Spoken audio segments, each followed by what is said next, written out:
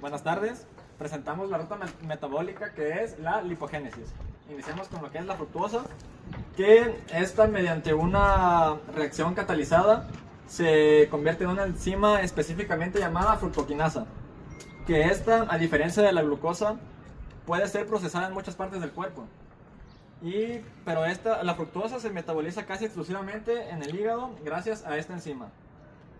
Para que la fructuosa se convierta en fructuosa de un fosfato o fructuosa 1P, como dice aquí, necesita robarse una molécula de energía, que esto básicamente lo sacamos del ATP. Con esto la fructuosa, por un proceso, se convierte en glucógeno, que de aquí es en signo negativo y acá positivo, mediante el cual el glucógeno hace una reacción similar de lo que hizo la fructosa para la fructosa 1P y se convierte en glucosa 1P. Igual, principalmente para todo este proceso vamos a necesitar el ATP. En cuanto al glicerol de IDO, que es glicerol quinasa, convergen moléculas intermedias, como lo son el DHAP más GA3P, que a partir de aquí el cuerpo sigue bajando hasta la producción de energía. Aquí principalmente tenemos dos lados. En el primer lado tenemos el piruvato, que este es el producto final de la glucólisis, y el lactato, que si no hay suficiente oxígeno en un ejercicio muy intenso, el piruvato se convierte en lactato. Aquí en estas flechas donde vemos el ciclo del tricarboxílico, el acetil-CoA se produce cuando hay demasiada energía y el ciclo de Krebs se desvía hacia la creación de ácidos grasos, lo que vemos aquí, de ácidos grasos y lipogénesis nodo. Igual por este lado, el glicerol 3 es el azúcar que también puede convertirse en glicerol solo, y al final estos dos ácidos grasos se juntan con el glicerol para formar los triglicéridos. Igual de este lado, si la fructuosa 1,6P2 no hace el... se me fue, güey. La fructuosa 1,6P2 no realiza este proceso de estimulación, el cuerpo intenta frenar este proceso para no sobrecargarse.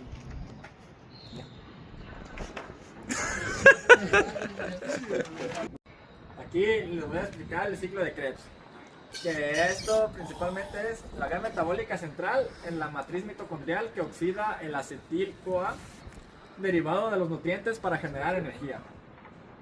Bien, el ciclo de Krebs también es conocido como el ciclo del ácido cítrico. Es como el motor central de nuestras células. Ocurre dentro de la mitocondria, como ya lo había explicado, y su función principal no es solo generar energía directa, sino cosechar electrones para una etapa posterior mucho más potente. Antes de entrar al ciclo, el piruvato, que es lo que viene de la glucosa que ingerimos, se transforma en una molécula llamada acetil-CoA, que aquí la tenemos. Este ciclo es una serie de 8 reacciones químicas, que es como una rueda que va hacia las manecillas del reloj. El acetil-CoA, que tiene 2 carbonos, se une al oxalacetato, que son 4 carbonos, para formar un citrato, que juntos 4 y 2 carbonos se juntan 6 carbonos. El citrato se va transformando, perdiendo carbonos en forma de CO2, que como lo vemos aquí, se desprende el CO2. Y en esa transformación se obtiene el isocitrato, que igual tiene 6 carbonos. En el proceso se cargan transportadores de energía, como lo puede ser el NADH,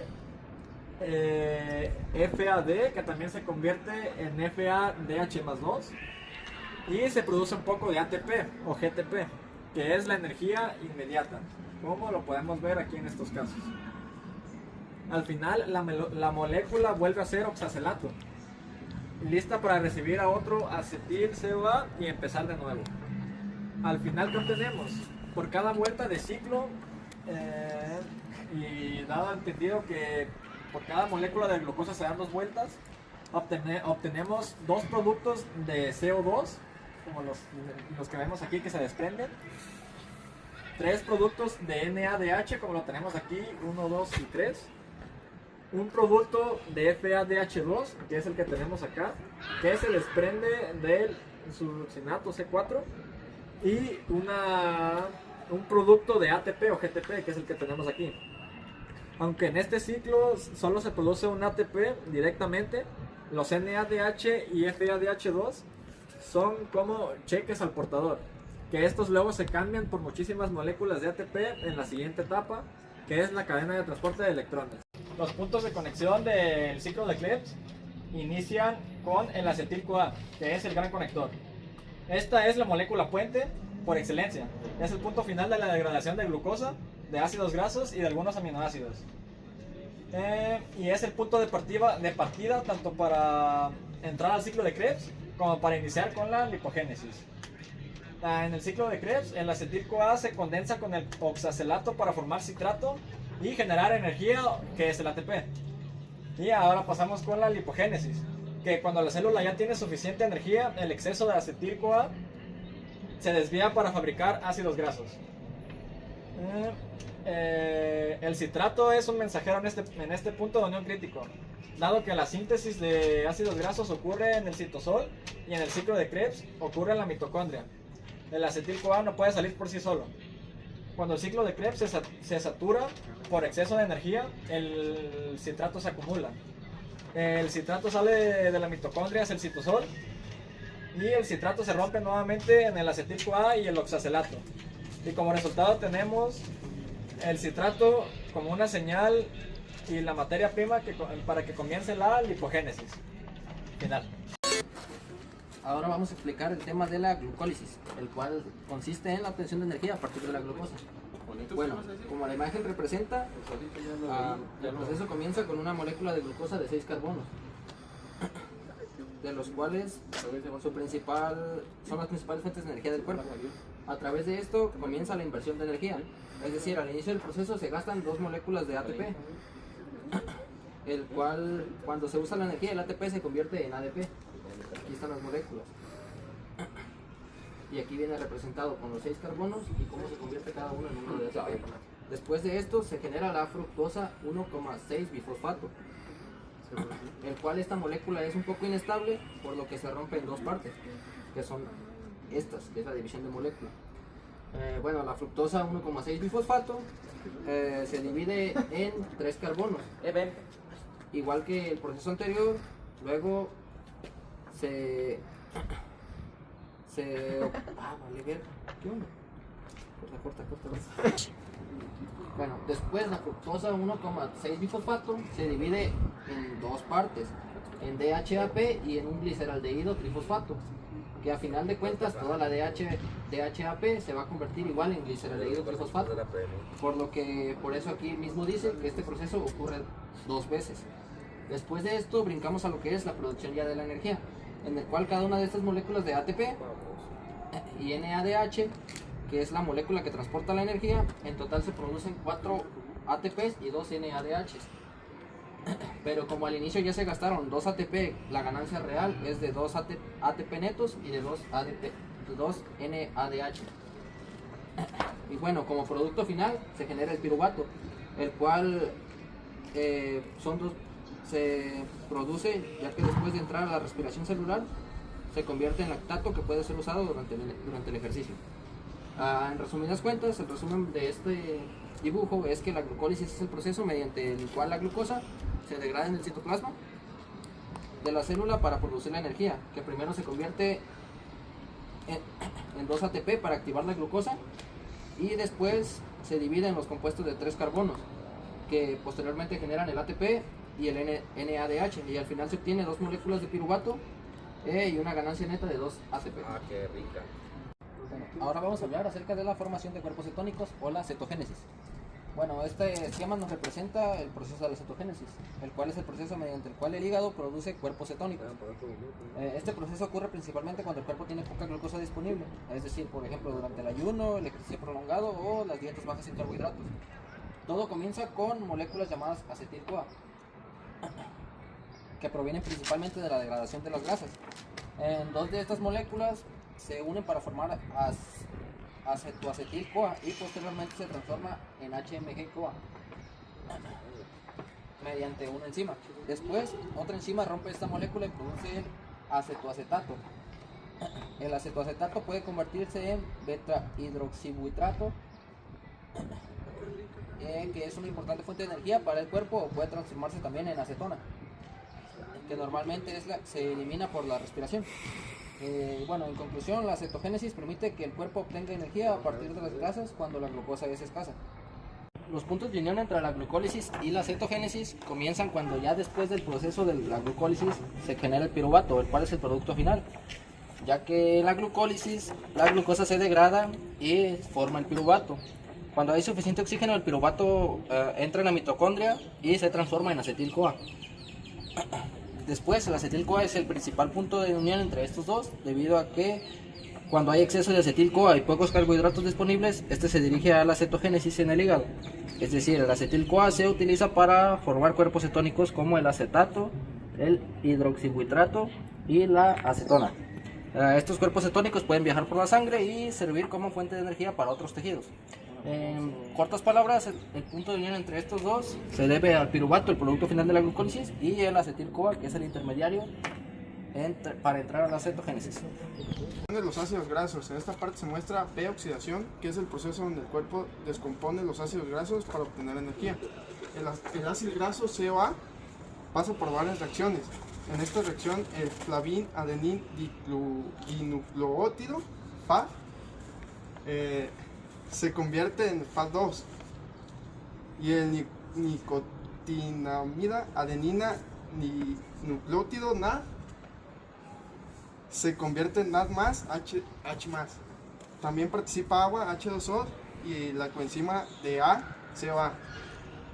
Como resultado se produce acetil-CoA, que entra al ciclo de Krebs. Después el FAT2 y el NAD van a la cadena de transporte electrónico,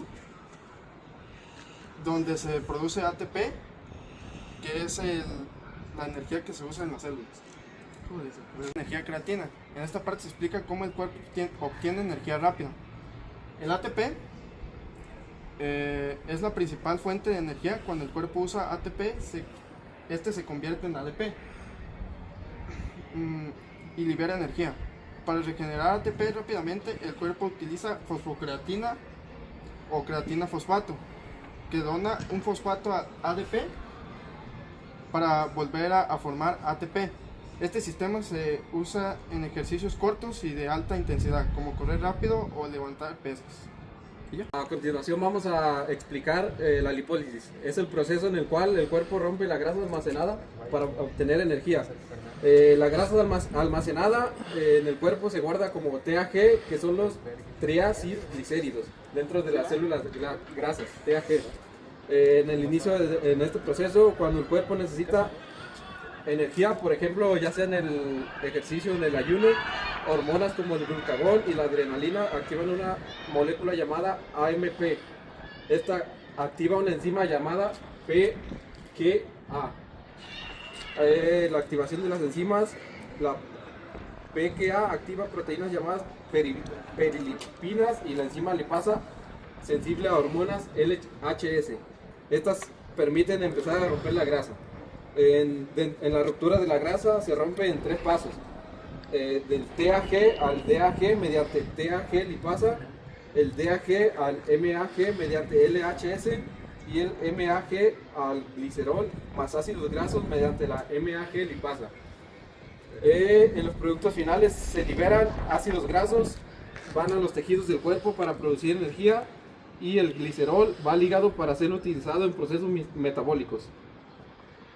En la regulación, el glucagón y la adrenalina activan la lipólisis, y la insulina la inhibe porque indica que ya hay suficiente energía.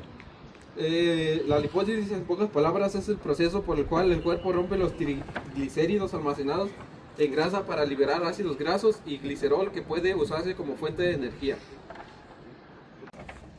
Vamos con la lipólisis. En los ácidos grasos liberados en la lipólisis se transportan a las mitocondrias. Ahí entra la beta oxidación, en la que se degradan para producir acetil-CoA que genera energía. El acetil-CoA tiene que ver con el ciclo de Krebs formado. Aquí se producen moléculas que ayudan a generar el ATP. El acetil-CoA también produce cuerpos cetónicos. Cuando hay mucho acetil-CoA, el hígado puede convertirlo en cetogénesis. Así se producen también cuerpos cetónicos que también sirven como energía. Y el glicerol o glucólisis también liberado viaja al hígado. Acá estaba. Aquí viaja al hígado el glicerol. Y para entrar, puede entrar la glucólisis o la gluconeogénesis para formar glucosa o producir energía. Pues ahora voy a presentar el mapa de la respiración celular, que empezamos con la glucólisis. Es el inicio de toda la glucosa, que contiene 6 carbonos. Se rompe a la mitad para formar 2 piruvatos con 3 carbonos cada uno. Y tiene como ganancia neta 2 ADP y 2 NADH, que pues esos son camiones llenos de electrones. Aquí después pasamos a la oxidación del piruvato, también conocida como matriz mitocondrial. El piruvato entra en la mitocondria, pero antes pierde un carbono. Y esto se forma en CO2 para convertirse en acetil. Y esto que hace, pues se generan 2 NADH más y los 2 primeros desperdicios, que son los CO2. Después vamos al ciclo de ácido cítrico. Aquí donde el acetil se oxida completamente. Y pues en esta rueda es donde se oxida. Y se da la cosecha más grande por cada glucosa.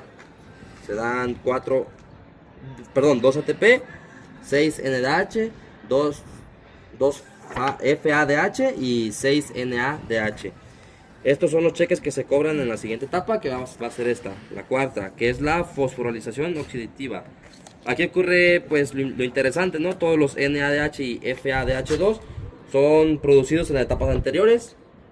Aquí vemos cómo se van conectando, que es pues, el flujo de electrones que mueve a los protones para crear diferente presión. La turbina, que pues, los protones se regresan por una turbina llamada ATP. Y pues es todo lo que genera después, que son de 26 a 28 ATPs. A continuación pues vamos a ver los puntos de unión de las rutas metabólicas que vamos a explicar ahorita. Pues primero va la glucólisis, pues tiene entrada de glucosa que se va hacia el piruvato. Aquí ya está marcado una línea. También pues sale por una mitocondria para irnos a la oxidación después del mismo piruvato, que pues tiene una reacción conocida como puente piruvato y de acetil del CoA por PDH más CO2, que aquí también está explicado. Después va al ciclo de ácido cítrico, que es un mismo circuito que acabamos de decir hace rato, que da vuelta por el 3-NADH más un FADH2, y pues tiene puntos de unión. Entrega los electrones a la cadena respiratoria oxalesotano y se recicla y se conecta con otras rutas, como la gluconeogénesis y aminoácidos. Después hablamos de la fosforilización oxidativa, acá explicada, que pues tiene entrada de NADH y FADH2, que pues aquí pasa algo similar que en los puntos anteriores, y tiene una cadena que bombea ATP, sintasa, y esa sintasa hace el ATP y pues da el producto final, que es H2O, que es el aceptor final, que es igual a menos 26 a 28 ATP de toda la glucosa. Esta reacción produce citrulina que sale en la mitocondria hacia la citoplasma celular, como formando la agricosenia. Es el citoplasma. La ciclotonía se combina como aporfato mediante las enzimas agricosiniana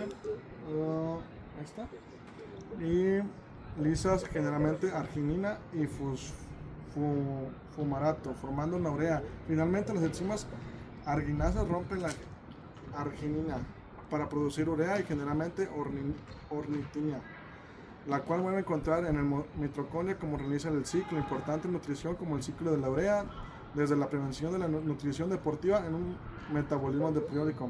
ciclo de urea es esencial porque permite eliminar el nitrógeno excedente generando el metabolismo de proteínas. Por último sería el metabolismo de proteínas. Cuando una persona consume alimentos ricos en proteínas como carne, huevo, pescado, lácteos o leguminosas, estas proteínas son dirigidas y descompuestas en aminoácidos. Los aminoácidos pueden utilizarse de forma de tejidos, enzimas y hormonas. Sin embargo, cuando el organismo no se necesita para síntesis, entonces descarga una liberación amonio de NH4+, una sustancia potencialmente tóxica para las células. Para evitar el aluminio de acumule en un organismo, el cuerpo convierte en una urea mediante un ciclo de urea, que es y en formación de carbonifato, que es este proceso inicial cuando el ánomo NH4 se combina como dióxido de carbono, que es CO2, formando una carbonifato. Esta reunión presenta como primer paso del ciclo de urea, que el proceso metabólico que conducirá a una forma de urea, formando una citrulina de